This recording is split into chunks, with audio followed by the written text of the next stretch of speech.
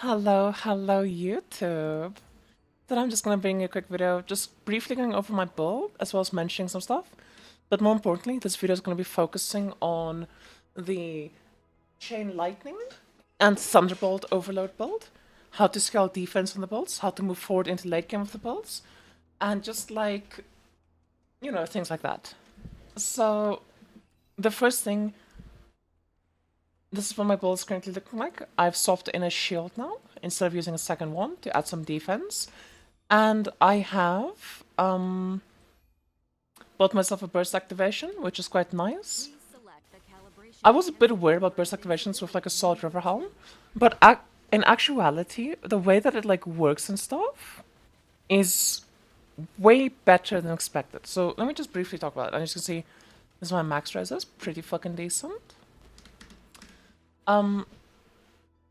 The way we used to understand how Spellburst works and the way it works this season is actually different. I've done quite a lot of testing, and the TLDR, without going into the nerd shit, is that the way Spellburst work now is extremely beneficial for the Salt River Helm, and it actually means that like at any point in your build, you can just slot in a burst activation without like losing damage. You'll lose damage in the sense of burst activation is worse than a 6 link, because this is giving me 2% additional and I'm losing movement speed.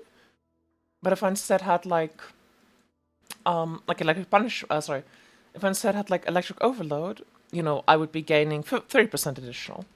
So I'm losing damage in that sense, but other than that, I'm not actually losing damage. And as you can see with my bursts going off, like they're consistently hitting. So for people that have been complaining about automation, just a copy burst activation. It's that simple. Now I just want to talk about defense scaling in the build. This applies for both the Thunderbolt and Chain Lightning versions. How do you make yourself tankier? The way that I've personally done it is, for Source, I've gone Alchemist for Source, and then I have 1 damage transfer. I have 2 damage transfer, and I have 3, 4, 5 damage transfer. So I just have a bunch of like ways to transfer my damage over, and as well as that, I also have max res. So we're currently at 82 max res with 69 erosion max res. Eventually this will be 70 max res for erosion and 90 for each elemental element, but it's a work in progress. And I'm also gonna try to get 30% first convert on my shield to have a bit of the first mitigation of things, which is a tower sequence. I've done a few attempts at it. Getting these tower sequences is absolutely torturous to do. Other options that you have if you're playing this build is, especially if you're going to shield either way, just get block. Go for 100% block chance and get 6% block ratio and get full defense on a candle. So a good tree for block, for example, is going to be the Sentinel tree. You can either go Sentinel or you get defensiveness on your like pedigree, as well as getting the 5% block ratio from the tree. And then you can get full defense on a candle to help you with dot damage. Those are the main ways I can think of. Another one that's like an okay option, but I don't really think it's that good of an option, would be fitting in like armor, for example, and armor effectiveness rate, but it's a bit difficult when you are using an energy shield base and 2 evasion bases already in your gear. Definitely, instead of a Dawnbreak, you could drop this and run a Light Hunter belt. It gives yourself a ton of ES. At the moment, I have 7,400 ES, which that's a good amount.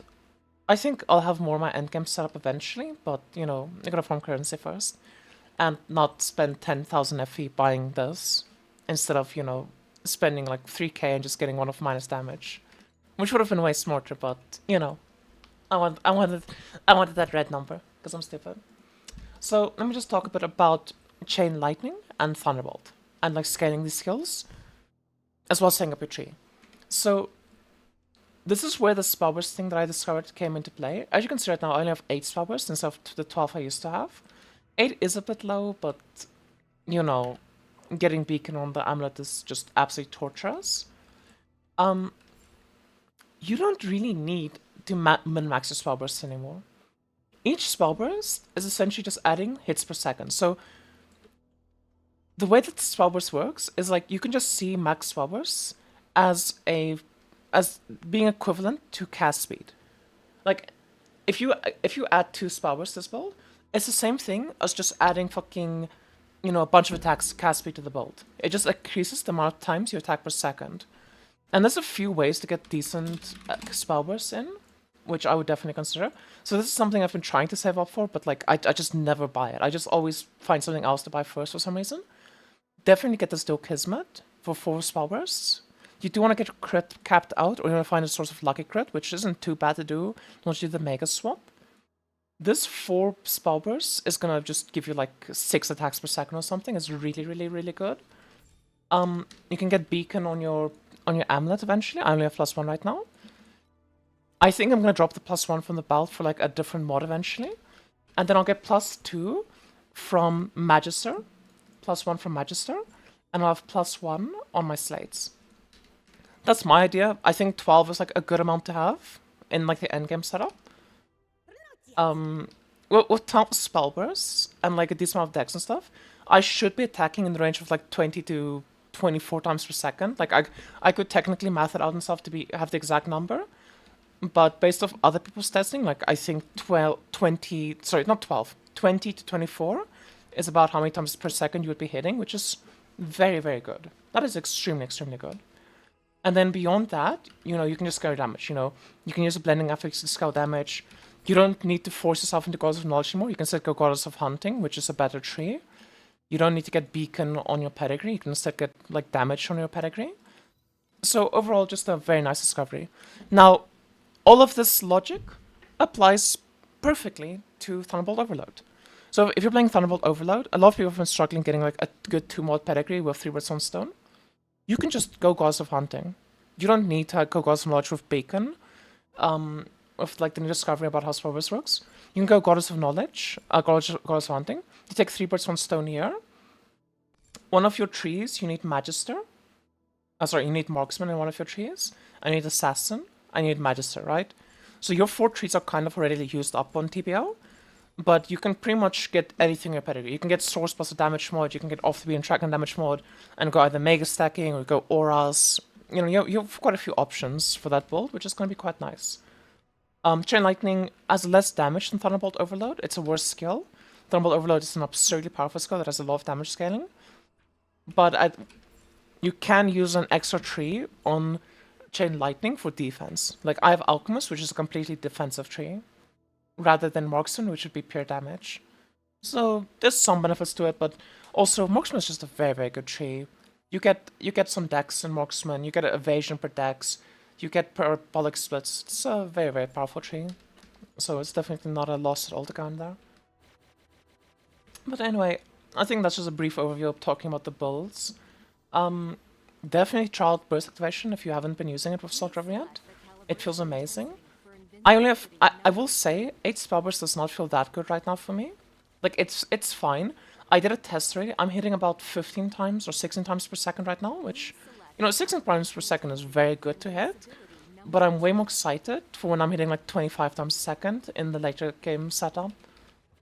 And the way that Salt River is actually scaling and turning out this league is really impressive for me. Like, I think this helmet is fucking insanely good.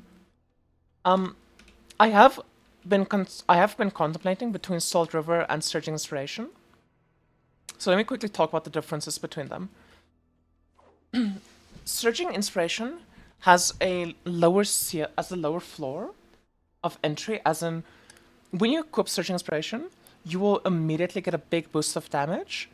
But then scaling that damage of Surging Inspiration is a bit harder than Surging River, because Surging Inspiration gives you less cast per second than Salt River does, and it gives you less damage than Salt River does.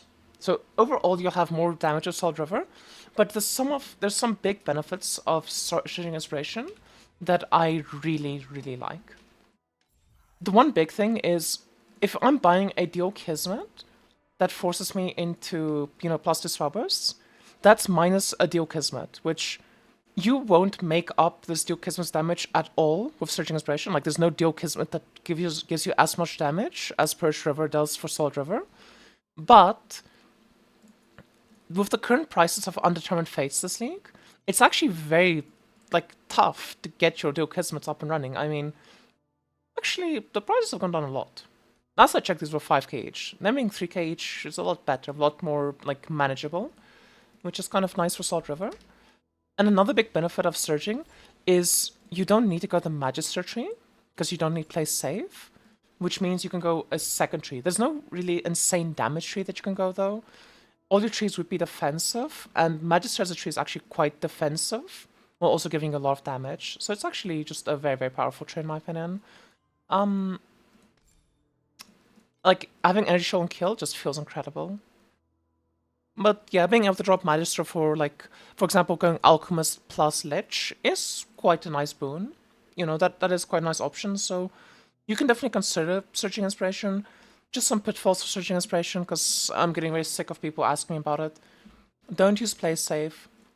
Have only 2 Spellbursts if you have Corroded Searching. If you don't have Corroded Searching, have only 1 Spellburst. That's it. Use Path of Flames. Very simple. Well, anyway, I'm not sure what I'm going to keep doing. I'm kind of keen to keep going with Salt River, but I do think Searching is also an option. There's a few issues I have with Searching that Salt River doesn't have.